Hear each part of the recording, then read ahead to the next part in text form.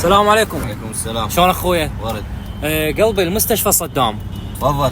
بعد قلبي اهلي مسوين حادث بالمستشفى مال صدام وانا مو من هنا، من الحويجه. اي نعم. بس اريدك توديني للمستشفى، وهسه وصلت هنا وما بقالي بس مالت الكروه وجيت بيها. اذا تقدر توصلني بلا زحمه عليك وللمستشفى مال صدام. واهلي مسوين حادث وما اعرف، خابروني رقم غريب وقالوا لازم تلحق للمستشفى. والله يا اخوي تعذر.